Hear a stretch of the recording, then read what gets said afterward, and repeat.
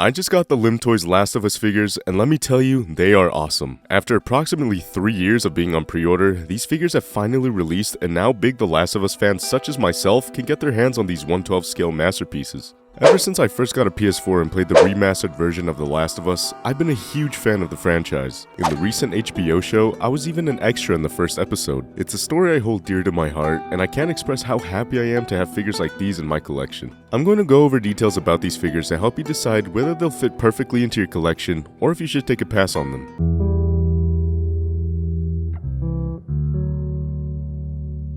For the articulation, we're going to start off with Joel Miller himself. The head has great range of motion moving side to side. However, the articulation is slightly limited when looking both up and down due to the rubbery material used for this figure. Joel's torso allows him to be able to move both forwards and backwards pretty well.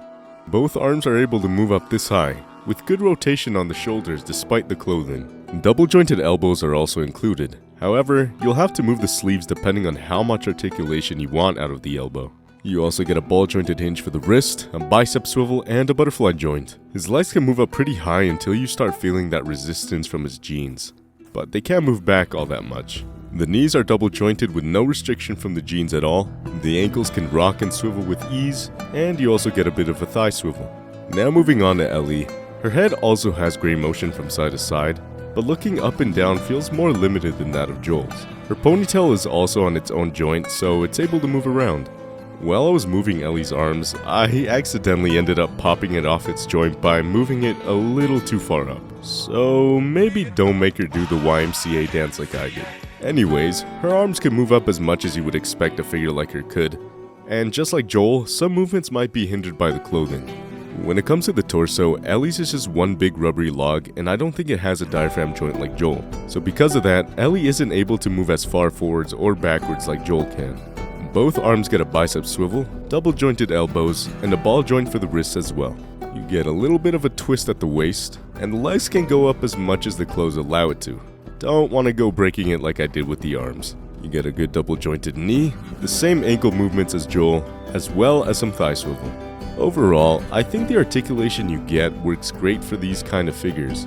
I mean, they're fighting zombies in an apocalypse. It's not like you'll be doing some crazy Spider-Man poses with them anyways.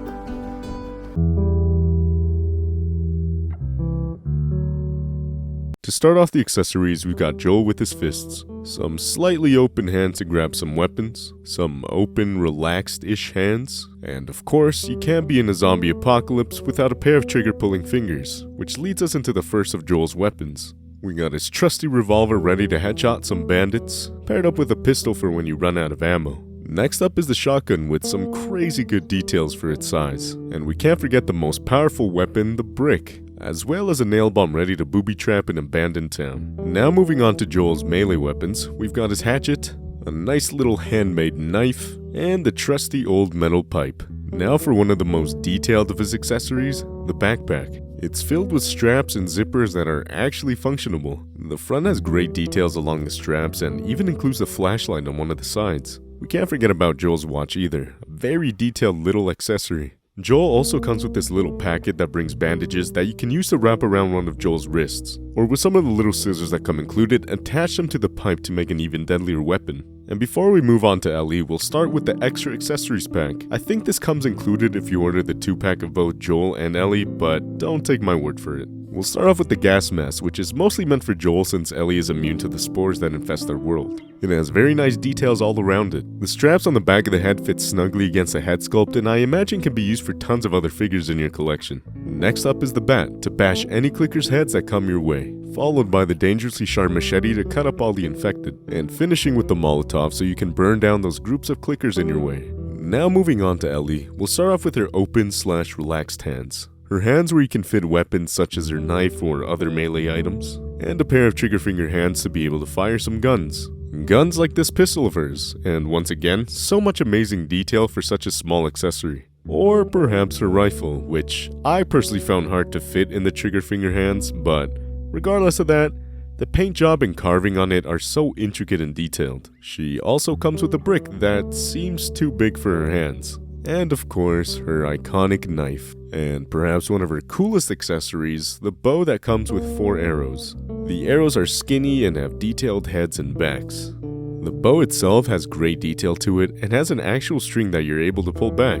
And, just like Joel, Ellie comes with her own backpack that even has a little charm and pins on it. It also has functional straps on the side to hold weapons, as well as adjustable straps and little flashlight on the side too.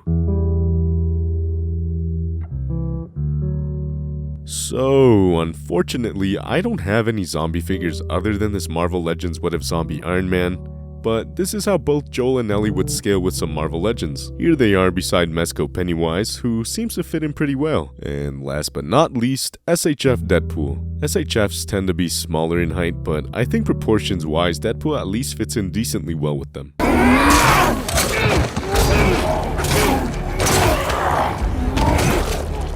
Overall, these figures are good for what they're meant for. Joel and Ellie are two survivors of a zombie apocalypse, so the articulation they get works for their kind of situation. Like I said before, it's not like you're gonna have them doing some crazy web-swinging pose like Spider-Man.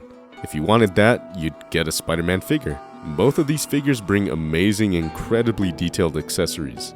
I do, however, wish they brought different head sculpts to show off different emotions. It would help out with photos to convey emotion instead of them always having the same poker face. Anyways, I can't complain much because every other accessory you get, from the hands to the weapons, are crazy good.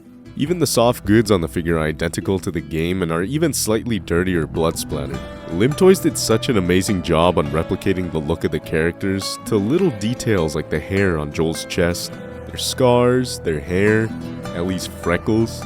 So basically, if you're a huge Last of Us fan like myself, these are definitely a must-have for your collection. And even if you don't know much about the game or never even heard about it, these two would still make an amazing set of civilians or random people you can use for photo shoots and whatnot. Not to mention, their accessories alone can most likely be used for a ton of other 1/12 scale figures. Anyways, that brings us to the end of the video. If you found this review helpful, consider leaving a like to help out the channel and subscribe for future reviews on more figures. See you guys later, and have a great time collecting.